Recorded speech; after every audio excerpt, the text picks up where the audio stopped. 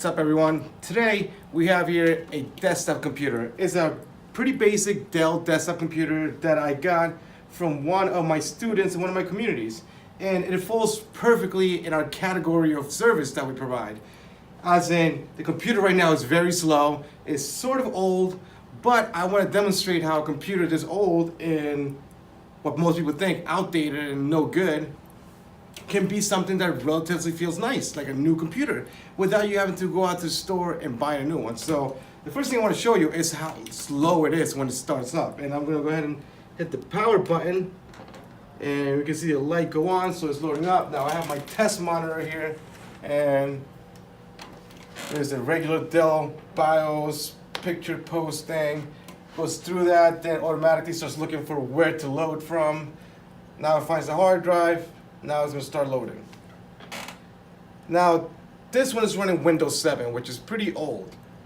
But if Windows 7 is tuned up and taken care of, especially a fresh install, Windows 7 is still pretty quick. So it works just as normal as Windows 10 does. Plus, you can do just about the same things. Now, it's usual for Windows 7 to take about a minute or two, even 3 minutes to load up completely. But in this case, I feel like it's taking a little longer. Not to mention, at its best, Windows 7 can load up in less than a minute. So far it's not looking so great. Not to mention, once it's loaded up, we gotta see how long it actually takes for you to be able to open a program or an app or whatever you wanna call it. In this case, it's Windows 7, so we would be opening programs or applications.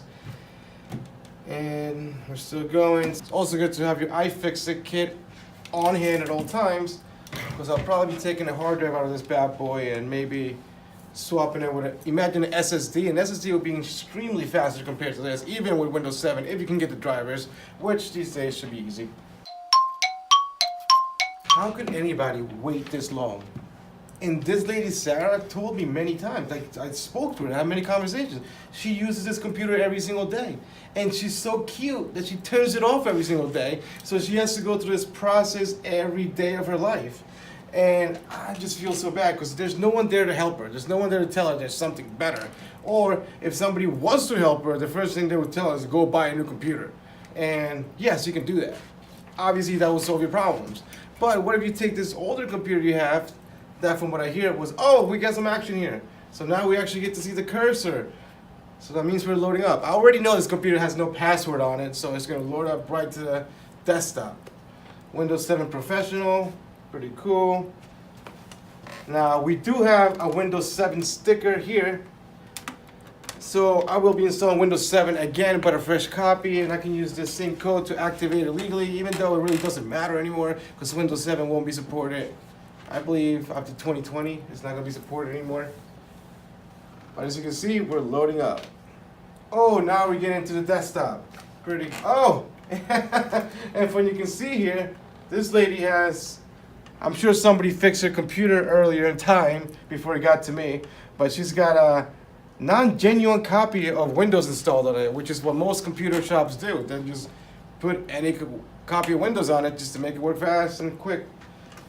In this case, it's obviously not working fast, and it's not a legit copy of Windows, which is weird because you have the sticker right there that says Windows on it. That is what the computer came with, and it's a good one. It's Windows 7 Pro, which is, doesn't really matter these days, but as far as you may know, it's more capable than the home version or just the basic Windows 7.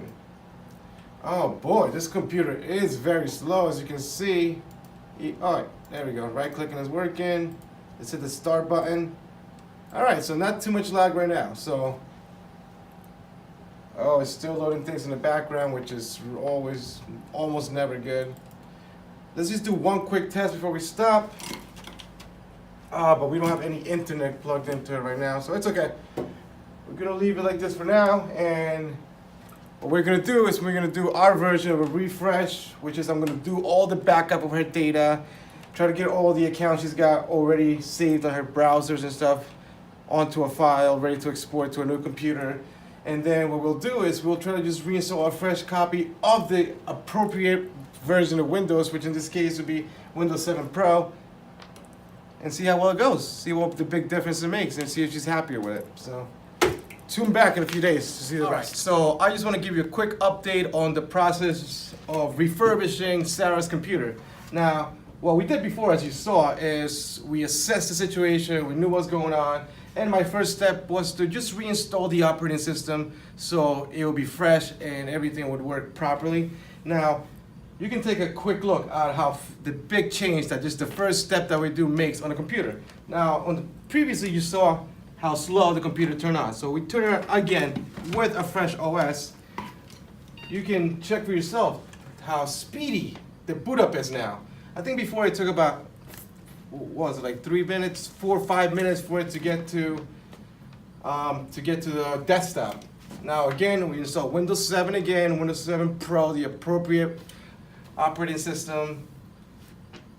Windows 7 was never known to be fast, but as you can see, it's already booting much quicker than before. Please wait, welcome, and within, I said what, 30 seconds? We're not even in 30 seconds yet. We're already on the desktop, which is a really good sign, which means the computer's running healthy.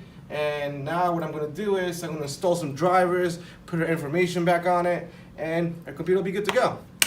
Thank you very much.